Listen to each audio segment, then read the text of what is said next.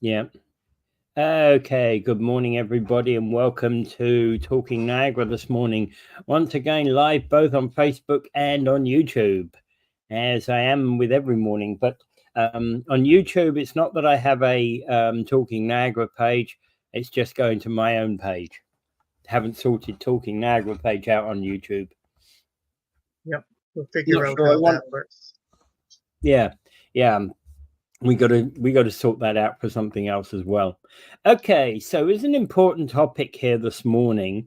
Um, the question here is something missing in our community since COVID? According to Blomberg, the city life is lonely, and is too lonely. But do we need to rebuild our city life after the pandemic? And that's one of several questions we've got here today. And but I have to wonder. And let's say good morning, Mike. How are you? Good morning. Hi, All right. morning. And here's the question I really do wonder about with this is to um you know I'd have to say, okay, so let's look at Dr. Roger Kill says basically, what do you think will happen to our cities? This is back in April 27, 2020, 6 weeks after COVID had occurred. So what do you think will happen to cities? Our families, friends, and are curious, even worried about what our communities will look like the other side of the pandemic. And he's right, but is that situation just one that was bursting out, or is that something that we've had long term in our communities?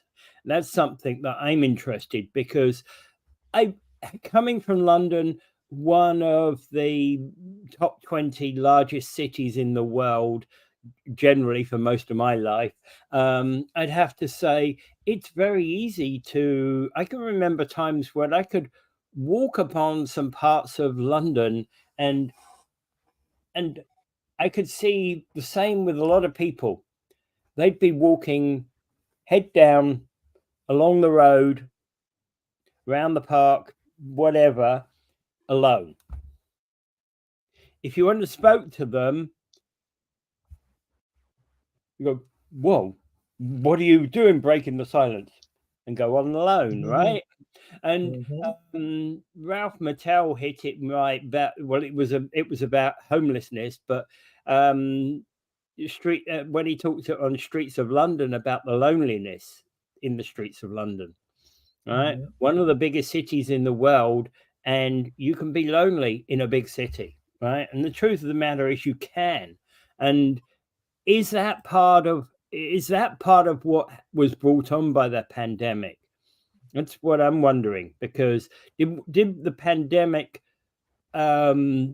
well, before we go to ask that question, there's a book I once read which was a story about a planet where humans have populated it, and there were like 1,000 people on the planet, but Hmm. nobody contacted one another. The only way they talked was through screens like this, like we are talking today. And there was a murder mystery on this particular planet, and the hero of the story was invited in to solve the murder, right? Hmm. And the question is in that particular world, it's become so isolated that nobody meets one another. And even having children, you do through remote mechanisms, right? Not Oh, through any social contact. I wonder how that would work. Yeah, but you see, so when I hear things like these questions, like Dr. Roger Kill asking questions about how we feel, the social isolation associated with the pandemic, and how we might feel the other side of it, I'm like, well, actually, these sort of questions have been asked for many years. And yes, that was a science fiction story of the future, but it's a future that somebody has contemplated somewhere, where people don't communicate with one another, don't talk, don't communicate face to face anymore. Well, they foretell how people were going to be only communicating through screens. Yeah. Okay, and that starts with their kids these days, where they talk to each other through screens only. Well, that's the interesting thing is it's like you get this family image at the dining table. It's like, and and you look across, and the kid looks across to Mary on the other side of the table, who's doing exactly the same thing. Kind of Hmm. weird, eh? You Yeah, know, but yeah. Like so they had images of people getting together at a bar, about 10 of them sitting around a table. They're all got their phones. They're all chatting on their phones. Nobody's talking to each other, but they're all chatting through their phones. but And it's just, yeah, but they're chatting with each other, texting each other, but they're not talking to each other. yeah, well, so Keel is basically saying, he's asking a question because he's asking it from he's a professional planner. He's a planner, and he's asking this of the Ontario Planning Professional Planners Institute, right? So this is a professional city planner. This is a person who would be advising St. Catharines, Niagara, Hamilton, Toronto on their city plans. Yep. So, how they perceive the changes in cities is something we should um, consider. And hey, he's talking 6 weeks in, and he's saying about, hey, things will get back to normal. But if normal means a continued systemic marginalization of vulnerable groups or poor, elderly, indigenous people, racialized communities, I hate that word, minority groups, LGBT plus, different abled people, this isn't an acceptable answer. Hmm. Have we gone that way? In some ways, we have. I mean, this was something that I remember. I was trying to find it actually when I was preparing for the show. There was a study that was done in Scarborough. It was talking about how two different groups were experiencing the pandemic in Scarborough. One of them was a group of upper middle class people who are able to work from home and they were able to still earn an income and so forth. And the other group were people who were from more poor families who were working in essential positions, who still had to go out to work and who still had to face the pandemic.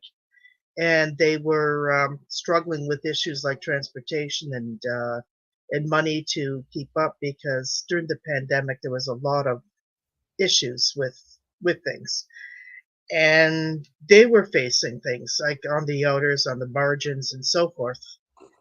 And this I saw during the pandemic where this became not only just a differences, but it became more like more wider apart, where you had some people out there who were trying to hold everything together, but other people who were pretty well enjoying the ride. Yeah. Hey, yeah. Okay. Mike asked an interesting question here. Well, what do you guys think of Zoom Court? Does it save money? Well, that's an very interesting question, and that actually has a lot to do with this, because in fact, actually, um, you know, does it save money? Well, the thing is, I'm not so sure it necessarily does. We only really do Zoom. Well, we do Zoom courts for most tribunals nowadays. Um, there's not a lot of Zoom courts for other things, although you can use Zoom for things like what do you call it? You Settlement can conferences. uh, well, you can sorry, you can actually go to provincial offences court by Zoom court these days. Yeah, but in Niagara, they do expect certain things to be done in person. Yeah, Okay, for Zoom for our either to for pleading or to show up and actually do a trial or a some type of hearing. Certain types of hearings yeah, they will have, yeah, because this is just. But if you're just going to go there for set date court, there's no point in driving all the way, putting on a suit and everything and driving all the way to Welland, going parking and everything else, and then going in and says, okay, set date, okay, I'll see you next month, same back time, same back channel. Yeah, yeah. For that kind of thing, that's really a nonsense, isn't it? But Yeah, if you've got exactly. if you've got a specialist hearing, then then you have to be there in person. And in fact, actually, even with small claims and major court hearings are still done in person these days. We're back to largely in person. It's the tribunals that have gone for 100% Zoom. Yeah, and there's some problems with that. Hey, Yeah. this is where I've had to. We Well, have people coming into our office, and to attend our office, we bring them into so that they could access their hearing, and we would sit with them. Some of them don't have computers. Some of them cannot use technology for various reasons. Some people just hate computers. Some people feel just, I don't know what it is with, like it's like going in there and they don't feel comfortable with it. So we do this for them. So they come into the office and they also appreciate sitting with us while they have their hearing. I think there's a certain amount of support they get with sitting with you, Yeah. because especially when you've got a situation where you've got well, an all-day session. Yes, I had one yesterday. But whether you've got like an all-day session, a morning session, or an afternoon session, there is a certain amount of dead time in there. You've got 15 cases on the docket, and you don't know when you're going to get seen. Yeah, you might have number one on your list, which has only ever happened to me once. Doesn't mean I was seen first. That just meant I happened to have, ironically, number one on the docket. What happens with that is that there's always a procedure, and they go through this. All of the ones that were supposed to have been done on consent, withdrawn, and or nobody's or the other side didn't turn up. Those kind of things are all done first in order to get rid of the so-called easier things, and then you move on to the contested matters. Those Yeah. contested matters, if you're in a contested matter and you're sitting in the room, you could be waiting for quite some time, and that can be soul destroying if you're waiting at the other end. So Exactly. it doesn't necessarily reduce anything. You could in fact, it probably reduces the chance of settlement. Yesterday's case that I was at would never have settled anyway. The other side was so obstinate, there was no settlement possible. But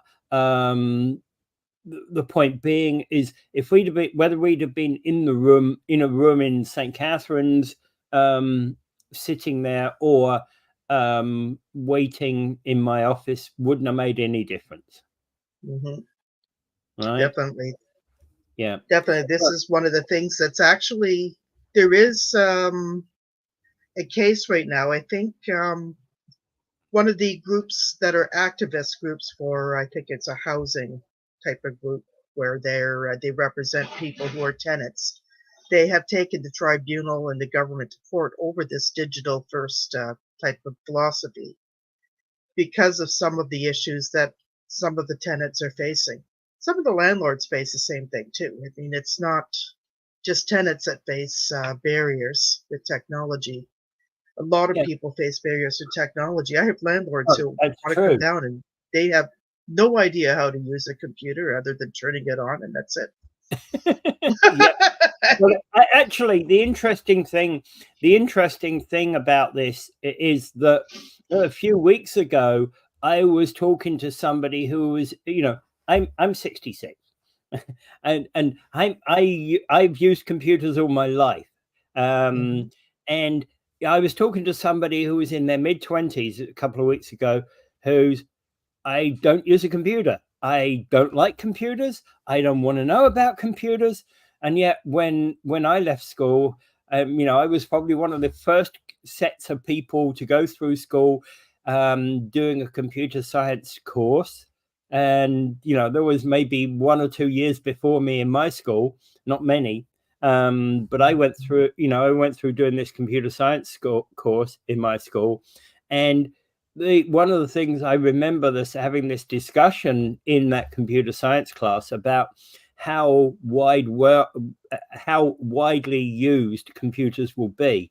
And I think pretty well everybody agreed in our class that, hey, in 5 years' time, every kid's going to be using computers. They won't necessarily be there to do programming stuff like the kids in our class were interested in, but they'd be using computers. They'd be typing their reports up on computers.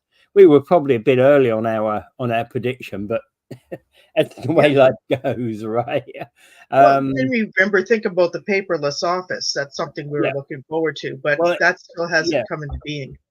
Well, in fact, actually, the paperless office was written. There was a paper written, and I don't believe A it was. paper written on the paperless office. There was a paper written by a university back in the 60s about the advent of the paperless office. Now, I forget which university, like either Oxford or Cambridge or Berkeley or somewhere like that, or MIT, was written about this, and it still hasn't come into fruition. Obviously. Right? Nearly a century later. Well, no, not near. No, half a Yeah. century later, more than half a century later. Okay, so here's the question.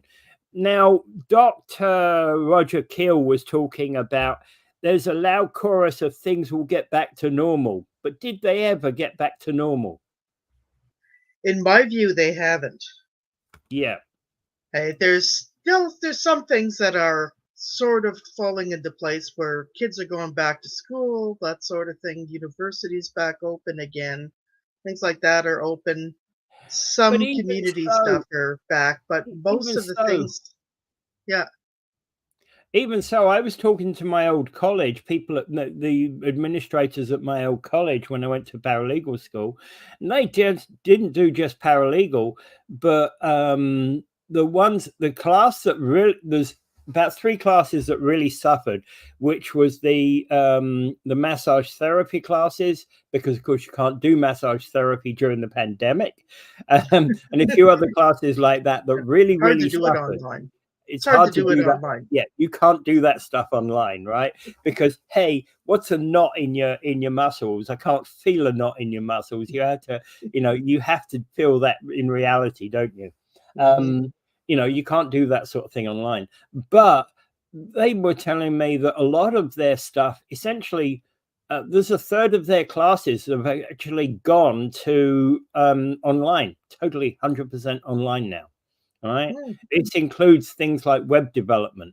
So whereas there used to be like web development classes in the school, now those are empty classrooms. Mm.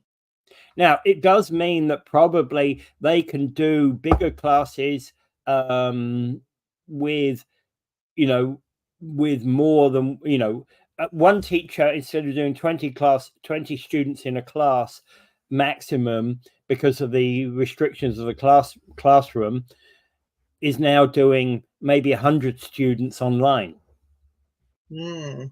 for those type of class. But one of the things I would say that one of the things those people are missing out on in those schools, in those classes, are actually that social contact, right? Through the paralegal course that I went in, social contact was a vital thing. And in fact, through earlier courses that I've gone into, I went into my law degree, I'm still in contact with some of those people. Not Yeah. many, but some, you Yeah. know. Yeah. There's a lot of Um, that kind of stuff because they were talking about when I was reading about this around how people during where they got all of their education and training online, and then they get into the workforce, and these young people who are just developing these skills and getting into the workforce, they lack the social skills. They can't interact with their coworkers. you mean because they went to school in online? Yeah, Yeah, exactly. And that's a going into that's a a big real life, problem. yeah, yeah. Yeah, that's a Those big are those in problem. the start of the career. It's that sort of thing. Yeah. Okay, that's a big problem, and we'll get that's actually something well brought up. So, according to Blomberg, loneliness is an epidemic that many Americans are experiencing and has been exacerbated by the way our communities are built. But they reckon that city planning can help all of that. Well, certainly there would be something better if each neighborhood had access to different things that right now not every neighborhood has access to, Yeah. and they need to Well, start developing. Like there needs to be some kind of natural flow in terms of a neighborhood or a community where perhaps there used to be, but not anymore. well, I mean, in terms of first part of this, city life is lonely. You know, I can remember, as I said, when I lived in London, one of the biggest cities in the world, looking about at people, and including myself at the time, who were basically just wandering around, individually lonely, isolated in a big city. That Hmm. concrete jungle makes loneliness even worse. And it's the same. It's okay. This was observations by a British artist by the name of Andy Field, in his about Baltimore, right? And he said lots of people enjoying the historic park, a quarter of leafy squares of statuary fountains surrounded by some of the city's grandest older homes. But most of these park goers were not interacting with each other. Lonely people sat on benches reading and scrolling through their phones, Oh yeah. And that right? is another thing brought about by technology too. Well, in fact, Get off the phones. We have some bars that won't even allow people to bring in their phones. They take the phones from people and they keep them. And so that people, they're saying, get off the phone, talk to each other, and get drunk. well, there was a period about 10 years ago, I'd have to say, whereby places like Starbucks and that used to have more social events. Well, they'd allow people to come in, use their laptops and things. But often you'd get social groups coming to those places. And I wonder whether that goes on anymore. I haven't noted any. They Yeah. used to be in this city, but I haven't noted any. Well, And this I've is, also got another question. Hey, when I was young, back in 1992, I went to Germany and stayed there for about just under a year, and came back with a level of German that was, I'd like to have developed my German understanding of the German language a lot more. And I went to I went to some classes. So I went to German class, and on the first German class, it's like, okay, okay, you know way too much for this class. And she said, let me take you to the advanced class, and took me up to the another class which had advanced students in there, and got me into the advanced class. And mhm. the funny thing is about that is, like, how much of that sort of stuff is done anymore, right? Because I have to say, before I left Britain, a lot of these used to be classes that would be held, not for there's no exams, there's no qualifications required of them. They were just people going to do basket weaving, pottery, German lessons, French lessons, Spanish lessons, Mhm. because they wanted to, right? Mhm. You'd pay, I don't know, probably 150 pounds a year for the classes. And whether you went there or not, a class would continue until there was too few students in the classroom. And basically that was enough to just pay the person's salary while they were teaching the class. And you would get dropouts from the classes, but some of the classes you would have dedicated. We went through the whole year of German, Mm. so, but then these classes dropped away, so there weren't classes anymore for just things you wanted to learn, like basket weaving. You had to now do exam level classes. So it's like, no, now you're doing GCSE classes. No, I don't want to do an exam at the end of my class. I just want to Mhm, do it. All right. But let me ask you this, Angela. In mhm. Canada, do you know anywhere you can do kind of part-time degrees? You could go to school part-time and, take, like, couple of credits at a time. But in terms of some of the professional programs, like you're talking about law and accounting, things like that, to go for a full-time professional degree, it's probably not going to happen. Yeah. Well, I did a part-time law degree, Yeah, right? and that And would have been and more amenable to a lot of people, a part-time, yeah. law degree. Yeah. You see, to me, what happened is I was working probably 40, I don't remember where I was working at the time, but when I first started it, but I was probably working about 40, 45 hours a week, left the job site, went directly to school and kind of probably ate something at the school, parked at the school car park, grabbed something outside like the local chip shop or something like that before heading into class. Sounded like Right? me. I was going to school full-time and working outside full-time. When I was younger. So all of that, but that's when you have a younger body that can put up with that. Well, that's sure, that's true as well. And you know one of the questions I think we've got, okay, so this Andy Field has basically produced a book called Encounterism: The Neglected Joys of Being in Person, right? Mhm, And he's several essays upon touting the benefits of everyday mundane encounters with strangers and examining the barriers that prevent those kinds of interactions in the modern world. And it has to be said, we've gone and pretty well, due to the pandemic, we shut ourselves off. yep, and And I'm not too sure that's really good for us. well, I'm not sure it saved us from the pandemic either. Yeah, exactly, like, this whole thing, like, when they did this, huge lockdown and told everybody to go home and, seal themselves up in their own homes, like, maybe to some extent in some places, maybe, but the extent that this happened, we're losing a lot of the community. And Yeah. now some people are afraid to come out of it, and some Yeah. people don't want to come out of it.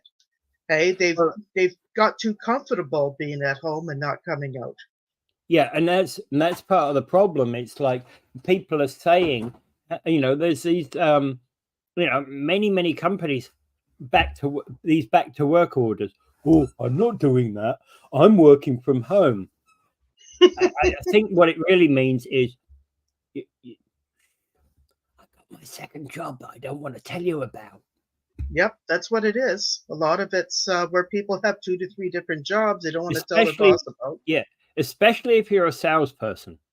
Right? If Yep. you're doing like what's called inside sales, I can sell my products. Let's say, for argument's sake, just because I looked around, books. I can sell books for company one, right? I can sell other products for company number two, and I can sell yet again further products for company number three. And hey, if I manage to sell you my books and my stationery and my everything else as well to go along with it, I can make Mhm. triple profits out of you. Mhm. Yep. And you don't need to know that,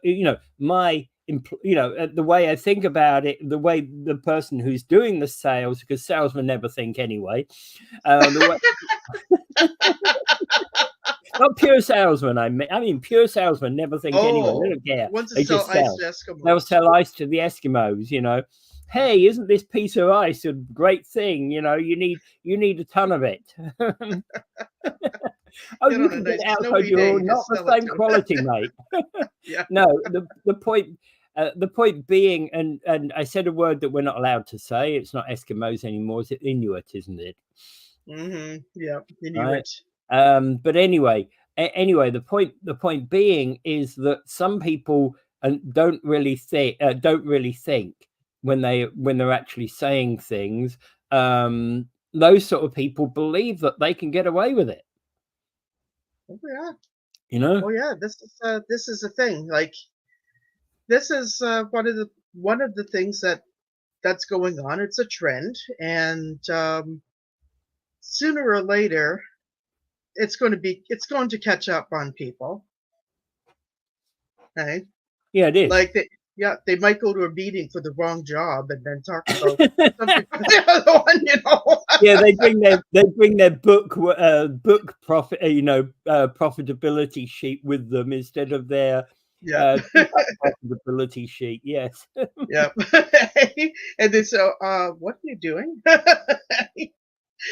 Yeah, and this happens. It's a fireable offense, and sometimes people could even be sued for what they call time theft.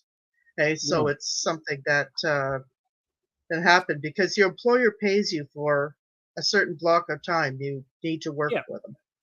And Okay? again, if your employer pays you to work between 9 a.m. and 5 p.m., if you choose between 5:30 and 9:30 p.m. to go out and drive Uber for the evening, that's up to Yep. you. Yep. That's They not don't care your. about that. Yeah. Yeah, they don't care about that, provided next day you're kind of not going. Then they will care. Yep. You might get this first lecture about Angela. What were you doing? Why were you sleeping? Did you not get enough sleep last night? Right? That type of, you might get that stern lecture, and after a while it might affect you. But if you can hold it up and you're not falling asleep in work, then you'll probably be okay.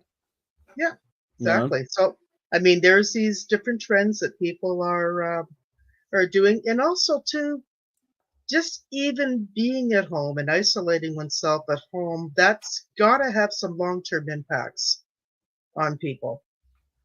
Yeah. Like I remember when I first started my business, I was working at home all day, and at the end of the day, after I'm finished, I really don't feel like going out. You know, I just tired. Okay, so you end up in the house all day most of the time, except maybe weekends or your days off or whatever. And And Mike says here, I'm sorry, but cell phone in one hand and eating dinner is just stupid while they text each other across the table. Yes, it is, oh yes, right? yep, And he also says, I feel the cell phone is not progressive but regressive. oh yes, Right. Hey, yeah, but you see, I'm guilty of picking that thing up while I'm oh yes, sitting watching TV because yeah, I've always multitasked all my life. yeah. Like I'll walk into your office there, then you're sitting there on the cell phone, and you're doing something on it, and I said, okay, I'm not here. Okay, but people don't use them as phones anymore. Well, Like they're not, everything except phones, they do everything and just else. because I'm doing something on my cell phone, um, sometimes it's easier to actually get the calendar on my cell phone than it is on the computer Yeah, because I've got exactly. so many other things going on the computer. I can just put the quick note in the cell phone, boom, done, right? Yes, exactly. A Um, reminder. Well, it yeah, looks like Mike has some idea. They need a big concert downtown at Festival to pull the community together again. Well, they certainly need something here in St. Catharines. I've seen dead streets on yeah. Friday nights. There's absolutely nothing going on Friday nights. Might be something on St. Paul Street, but mostly the bars. Right? And not Well, everybody wants to go to a bar to entertain, but there used to be a lot more things to do than go to a bar. Okay? I mean, it's good that you can still get sloshed, right? But I really like to have something else to do. There's no more book of the month club, no more discussion groups. We used to have a Socrates club going on, and then there used to be things that we did at the library that were all community based. well, but I bet you, the local Communist Party still meets on a Tuesday night somewhere or other, wherever it is. Yeah, Yeah, they keep their location I, secret. I'm, I'm sure they don't. Yeah. I'm sure they go, come on, everybody, come Yep. in. Come And join the Communist Party. and I they did would go to employ, one of their meetings one time. I was just curious, but it was interesting, you know? yeah. Well, I'm sure they actually, caroling people in off the street. Yep. But again, I'm sure. But you see, as I said, we've long forgotten. I don't know whether you had them ever here in Canada, but certainly never in my lifetime. Those part-time evening classes, things like, as I say, pottery or basket weaving. They did some things at the library where we could do things. Most of it was stuff around where we learned about books, we learned about history, the things, we learned how to write, creative writing, journaling. I took some of those courses. Those are all off there. They're gone. Yeah. And why did they go? Why did we lose them? It's hard to say. I don't know. Like, Because they were lost prior to the pandemic, weren't they? yeah. I've never seen any classes. Occasionally there was meetings by a writing club in our local library, right? Not, I went to two or three, and I have to say that there was a lot of variances in the, in that, or I want to write, between the, I want to write about my life and my family life. Well, that sounds boring as heck. And when you see people's writing, you're kind of going, well, you can't even put three words together, Hmm. Yeah, right? some people still haven't learned how to spell, let Yeah, alone write. yeah. So okay, I'm being overcritical, but I haven't seen many of those kind of groups here. Do we really have them anymore? For example, Williams coffee pub on Dorchester, still going. They used to have these things whereby you could book a room, you could book the room there, Hmm. right? And I believe you can still book the room, Yeah. right? Um, so that's an interesting thought. Yeah, that's right. There is a few social things that I saw still go on, but most of them are in the falls. Okay. And there's really like there's less of them. Okay. But the ones that are there, most of them are in the falls. Well, And it okay, so while we're talking about that, I've opened up, okay, um, St. Catherine's page and the Niagara Falls page. So, according to the St. Catherine's page, we've got a number of festivals and special events going on. They've got culture days, museum events, summer concert series, um, Let It Glow, a celebration of light in downtown celebrate magic of winter, so that's going to be in the winter time. Farmers market events, Pumpkinville events, well, that's going to be later in the fall, of course. Okay, so in terms of new and upcoming events on festivals and special activities, what have we got? So we've got City Nature Challenge, April 26th. Museums Kickoff Community Spring Walk Series, April 10th. Mhm. Nominations open for 2024 St. Catherine's Arts Awards, April 3rd. Get them Well, in, by St. the way. Catherine's, that yeah, St. St. Catherine's. Catherine's Yeah, yeah, has they seem to be very artsy. There's a yeah. lot of cultural and artsy types of stuff in St. Well, Catherine's where yeah, that has been built. There was a former mayor who actually developed that. So that's why we have the Performing Arts Center downtown. And yeah, the part of Brock University that teaches the arts is also downtown. yeah, Which that actually revitalized the downtown for quite a bit of time. But the pandemic, unfortunately, has reversed a lot of stuff that it's going to take some time to yeah, rebuild that momentum that we lost. We even have yeah. a lot of businesses that are now moving away from downtown. Okay, so they'll have more empty buildings so more homeless people can occupy them. Well, that actually is the worst aspect, and that was basically just showing some of the things that they're talking about. Okay, so property tax. Okay, property tax receipts available. um, okay, so that's going back. Okay, these are going back a little while. Okay, so if I go to Niagara Falls, we're on the 15th of April. There's 19th of April. We've got trivia night at Sylvia Place. 20th, we've got music, local misfits at Spring Street, 5603 Spring Street. Spring open house at Niagara Square Boulevard, 7373 Niagara Square Boulevard. Not sure where that one is. Okay. And then next, then on Sunday, we've got Tune Into Tranquility, Introduction to Sound Baths at Heartland Forest.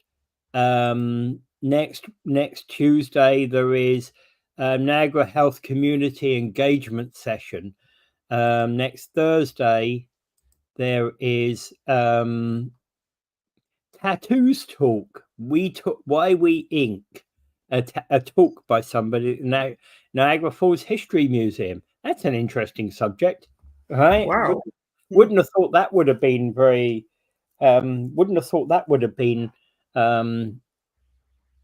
a topic for discussion, but hey, it is, and that's talking about one of those type of topics that it's quite esoteric type topic that I wouldn't expect to see about, because I haven't seen such discussions in a long while. Yeah. Yeah, and this is a thing. Like, we used to talk about things downtown. We used to have meetings at the library about homelessness, poverty, about how we could clean up the environment. We used to watch films. We used to have different discussions. They have some things at the film club now, and at the Performing Arts Center, where people could go to the film club, and then they have somebody talk afterwards.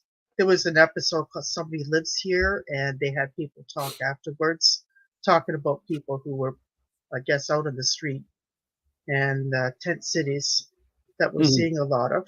Okay, so I mean, these things. Yeah. I would have thought you wouldn't have the talk afterwards. You'd have the talk at the beginning, because people will disappear afterwards.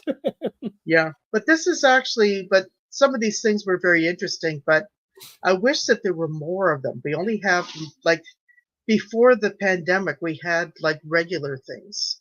They had a variety of films.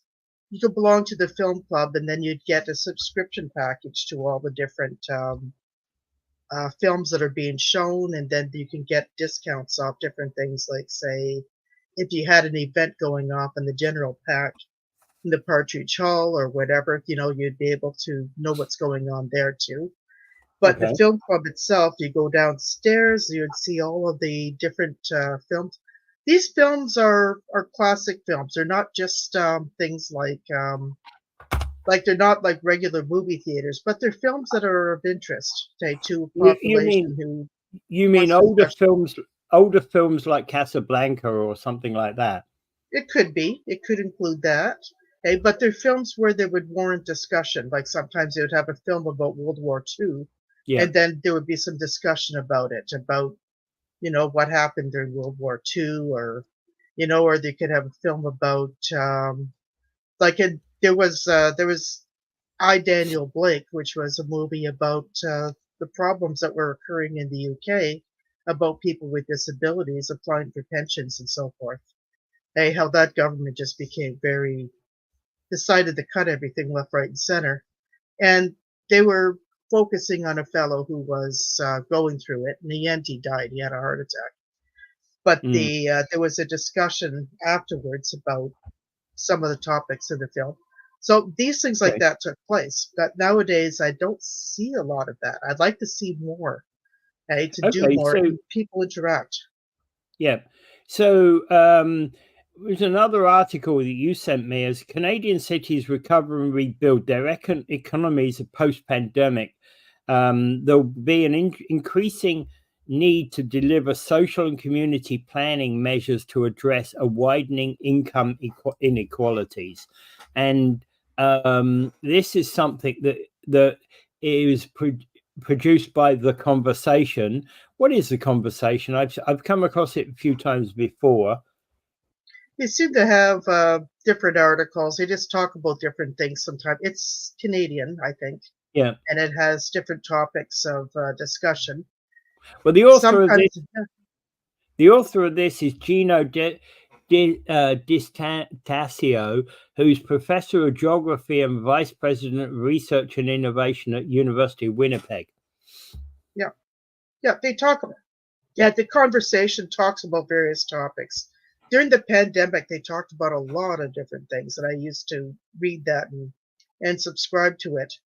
Hey, it's one of those independent little online discussion magazine things you can Yeah. get. There's been a whole bunch of them since the internet, and it seems to be a growing thing where you can actually start your own type of thing. And many of our newspapers are going that way too. But this Well, is yeah. Distasio asked the question about how we build more resilient cities post coronavirus, hmm And this right? is yeah. I think And we he's need to saying, start building things because one of the problems that I find is that as you go through neighborhood, particularly like mine, there's a lot of residences, a lot of houses, and that sort of thing.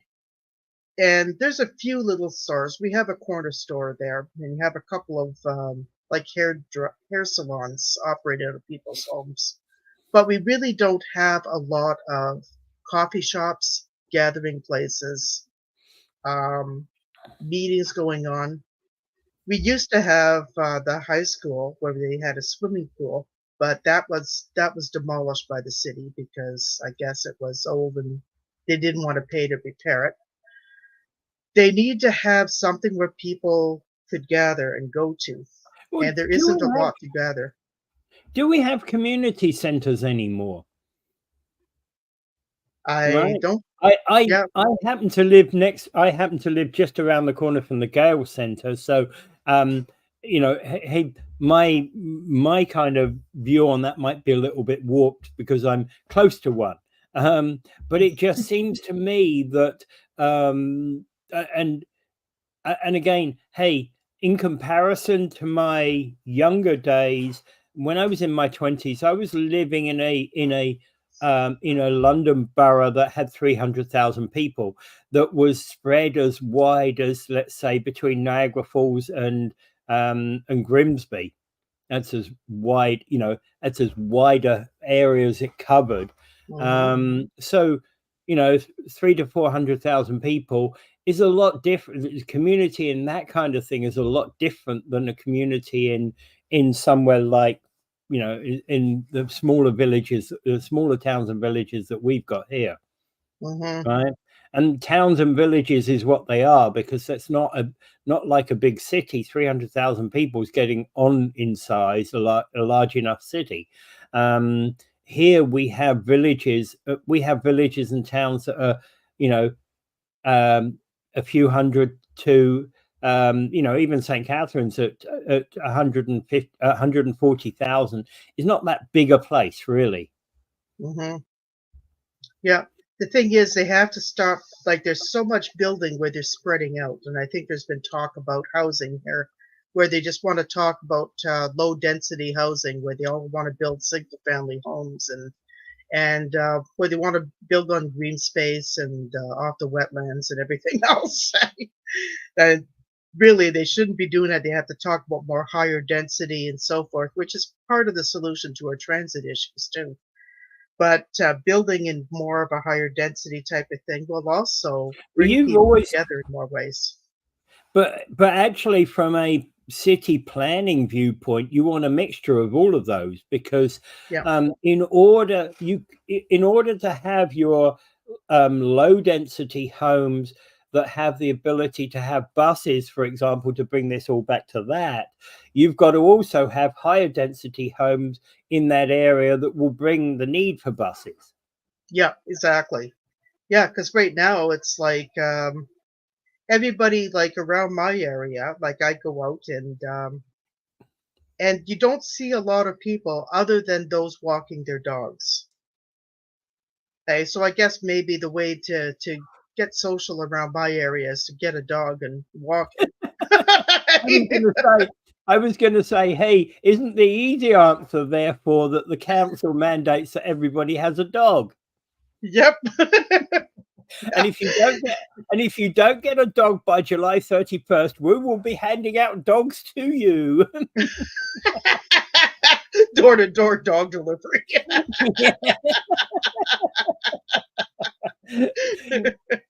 Actually, it's an interesting thing because but again, hey, we've got a gentleman across the road and a lovely dog that he currently walks for his cousin. Mhm. This is a massive, great big dog, and he's called Tank. Right? No wonder he's called Tank. friendly Yeah. as heck. He'll come and lick you to death, right? Aw. Yeah, that's Um, like we have one around the corners of Malamute. Name is Kita. Hey, so I went to visit Kita the other day just to go and see how she was, and really beautiful dog. Doesn't bark that much, but when she does bark, it's a really sweet bark. Hey, but she'll be rolling on her back and wanting her belly rubbed and everything else. Hey, just like a cat, eh? yeah, just like a cat. So it's like a big cat. Yeah, and the difference, of course, is that, but again, dog walking doesn't necessarily lead to more socialization, does it? No, no. And in some respects, hey, I can remember back from when I was a kid, and okay, we had a next door neighbor. Well, when I say next door neighbor, he actually wasn't. Then our actual next door neighbor was not there. He used to pay me and my brother to keep his front lawn nice and clean, right? Front Mhm, hedge and front lawn nice and clean. Not very much money, about $5 a month or something like that. mhm. But we'd keep it clean for him. But the next door neighbor beyond that was an Irish guy, and this Irish guy was always down the pub every night of the week. And basically you could go 50 meters down the road and then up the other road, and that's where Mhm. that's the bar he would be at, and there'd be about 6 or 7 bars around. There Yeah. isn't that anymore. There isn't, 6 or 7 bars within half a mile walk of our home when I was a kid, right? Mhm, There's not that. I don't, you know, I have to go a long walk to get to Taps. Um, it's a mhm. long way, right? Yeah. And yours is also a long walk to get to your local bar, isn't it? Yep, like, there's a few local bars on the way, but they're all tend to be located around the same area. My favorite, of course, is Joe Blow's, hey, Yeah, which is up in the corner by St. Paul West and, Louth, hey, yeah. but that's still a walk from our place. Yeah, you're probably what, a mile or so away from there? Yeah, exactly.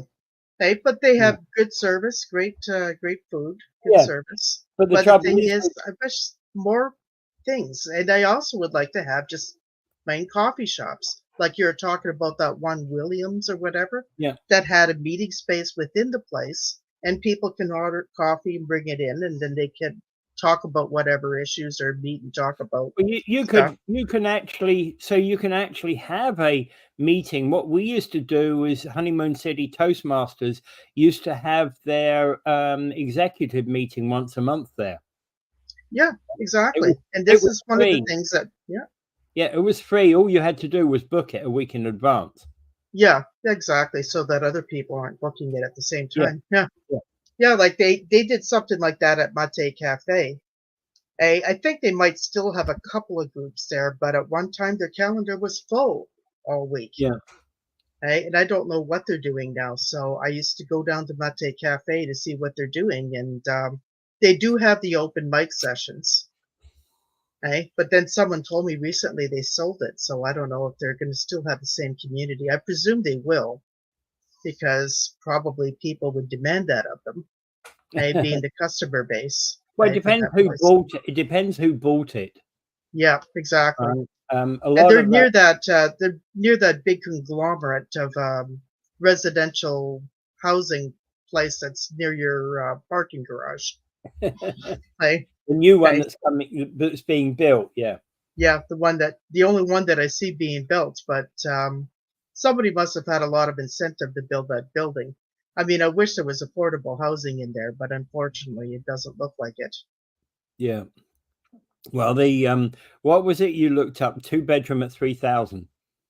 Yep, two-bedroom at 3,000, Yeah. which is like, okay, the Toronto people will come down, they'll snap it up. They think that that would be okay, particularly those that are retiring or coming down if they were squished in a 300-foot condo or something in Toronto, and they travel down here, and where they can buy a whole house, a whole four-bedroom house for the same price they paid for their condo. So why not, right? So this is what we're attracting here. And then what happens when they come here, of course, they push the prices up, right? Because they want to get there first. So you have these bidding wars. And this is what And has yeah, and that's the caused a problem. lot of problems here. Local people can't afford to enter those bidding wars. Yeah, Yeah. exactly. Okay. So this is part of what they're doing. I wish that they would just kind of look at, you could allow the developments and get as many developments going, but I think a portion of them would have to be something that's accessible housing, attainable Well, housing for people. okay, so let's talk for a minute about 15-minute cities, right? It's the idea about that, as I understand it, and I might be wrong, is that hey, within where you live, within a 15-minute walk, you've got access to probably everything you need in your life, right? That's not meaning to Hmm. say that you go to work in that 15-minute area, Hmm. but you can do grocery shopping, you can do go to the bar, you can get your pizza or whatever you want, Hmm. all within a 15-minute walk. Maybe there's a Chinese or or something else in that area as well.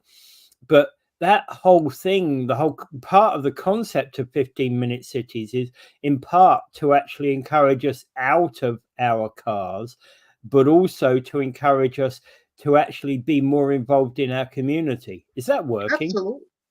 I don't think so. I'd like to see something like that tried. But then again, that would be something that would have to be an intentional planning type of situation where you would set that up and you'd have certain neighborhoods that would be set up that way. Cities would say, okay, this neighborhood looks like it might be a good place for that, and then they would zone things accordingly and encourage the growth of certain businesses to locate there and that sort of thing. But when you have that, I think that would be ideal, for a lot of things. I don't know how they had it up in the European area, right? But down here, it's so suburban, and suburbs don't do a lot of good for to cure loneliness, as we talked about earlier. Nor does it do good in terms of the development of public transit, or anything like that. So there has to be something where, hey, like a 15-minute city would probably get people out of their houses more, right? To go The down to only the thing pub, to go about down to the coffee shop. Well, the only thing about it is I see them, I've been to many, many planning meetings, whether I watch them online or, since about 2015, I'd have to say, I've been watching these planning meetings of the city in Niagara Falls. And honestly, most of them, it's like you're building, okay, you're building a brand new area, take a street, doesn't matter where what you've that's out slightly out in the country, and you're building a new area out there. um 300 houses, no shops, no amenities, no bus stops, no nothing. Hmm. How's that a 15-minute city? Yeah, you can walk around your entire neighborhood in 15 minutes, Hmm. but But when you have that, there's no added yeah, value there. There's no convenience yeah, store. Just exactly. Because start at what the happens convenience there, it store. becomes very unwalkable, Yeah. right? Because when you have where it's a car dominated area, it becomes unwalkable. And people on bicycles will tell you it's unsafe to be on a bike too. Okay. And many times people will say, well, we don't want any bike lanes in our community, which is silly because I think we need separated bike lanes. Well, in fact, actually, if you were going to do bike lanes, the proper way to do bike lanes is actually put bike roads separate from they than doing, car roads. Yeah, Car roads and bike roads can intersect at points, but they should be separate. yeah, like to have it like you're splitting your road allowance so that you have some room here for bikes and then the other room Well, where a you have for bicycle a cars. bicycle route needs to go straight, right? Hmm. A car route has to go around certain areas, whereas a bicycle route needs to go straight across, Yeah, yeah, right? exactly. Yeah, and then keep them off the sidewalks and then have good Yeah, sidewalks where pedestrians could walk or take their strollers, or yeah. young children under 10, I guess, can learn how to ride a bike. Okay, so these are things where then they could develop that way, but I don't have it. I don't see it around here where it's not developing. Well, I would I, I I think would love to be part of that to actually plan, to see well, that because I'm a planner by heart. Right? well, you see those cities, those little communities that I'm talking about, where you see the planning. Hey, they plan this blob out on this edge of this street. Well, why can't there be stores and things around there as well? Why aren't they Yeah. putting the stores in there? I don't know. Why aren't they putting community church in there, etc., etc., Yeah. etc.? Hmm. They all need to be considered as a part of building that new community. Because otherwise, you're not going to have people wanting to move there. Because this was the same concept where people were emptying the office buildings in the downtowns of especially big cities like Toronto and other places. And people are saying, "Oh, let's make the office buildings into housing." Okay, let's make it all housing. So then you're going to end up with a downtown that's all filled with housing, but nothing for people to do when they move there. Hey, you want a mix. You want a mix of Well, activities. And Chris Simone says, "Thank you for saying the church to me." And I'm not saying the church because I'm particularly religious. I'm saying church because it is a social, it's a community center of a kind, right? Yeah, It's an area that often local communities can meet in, and in many areas, if you are going to, for example, it means that you've got local gathering places, and that is, I think, what is missing in a lot of that. It's not about the religion; it's yeah, about that local community, and yeah, we're missing some of that right now. yeah. The church basements where people used to go and talk about things, Yeah. about how to. Well, hey, we mentioned the Communist Party before, but hey, I'm sure they rented the church basement once or twice as well. Yes, exactly. Okay. You know. Yeah, gotta find out which church. And I'm not recommending anybody necessarily go to the Communist Party, but the point being is, if the Communist Party want to do it, then so can you and your group and Yeah, whatever you want to do. And yeah, and the whole concept is, surely. Well, when I was in England, the main parties, the Liberal Party, the Conservative Party, the Labour Party, they always used to meet monthly, so they'd meet in church halls and things like that, yeah. Mhm. right? Yeah, Church halls and pub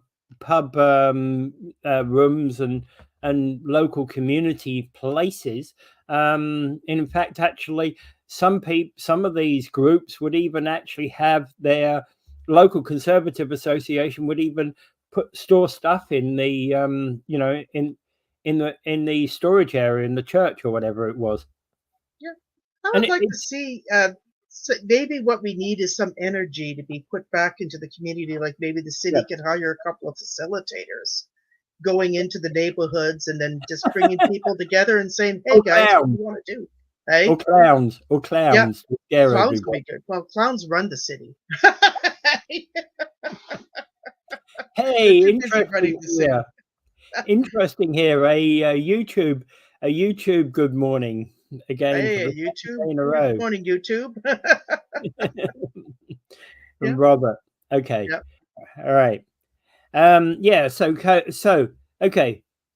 Can you name your neighbors on all sides? Yes, I can. I used to be able to. One of them moved away, unfortunately. Hey, but I Yeah, do know the other ones on the other side. Hey, but the yeah. unfortunate thing is everybody just goes about their own way most And of the time. but that's actually that is a fair comment by what Chris makes, because Mhm, in fact, there's been many places that I've lived at in my life, where you don't even get a welcome to the neighborhood, right? Um, and I do know the people here in my street. I regularly talk to my next door neighbors on the one side, my neighbors across the street. I even know the gentleman who owns the industrial unit, and I speak with him. mhm. Right, so I speak with him on a regular basis. So yes, I know them. Yep. Right, it's an important thing. I've lived in many cities where I'm not even given a welcome, not even given the Mhm. time of day, and you're not even, the only time you even know your neighbor is you parked your car an inch over my driveway. Oh my God. Or neighbors get into disputes where then they end up in our office wanting to sue each other. Yeah, I hate neighbor disputes. They're Yeah, the they worst can't be possible. resolve You that, cannot like, resolve them. Yeah. yeah, No amount of money, no amount of money is going to resolve them. $1 yeah, million isn't enough. yeah, particularly when they're both homeowners, Yeah, you know, yeah, and they're not renters. Renters could just yeah, pick up and go and move yeah, somewhere else. But these are homeowners. Like, yeah. unless they're really gonna sell their house and move, you Yeah, know. yeah. Let's see. Oh, I know. Yeah. But Chris raises a very important point, and that's part of the problem that we have is we have been talking about social things that governmental responsibility, but is also there's a responsibility that is shared by us. Yeah, exactly. Yeah. Okay. So to let everybody know, of course, we've got Laurie Lococo tomorrow morning, right? Oh, I'm keeping my fingers crossed. I will be communicating with Laurie today just to confirm everything up. But yes, I think we'll be yep, good for Laurie Lococo tomorrow. And then, so, well, thank you, everybody. And I guess we'll see you another time. All right. yep, Okay. All right. yep. Bye.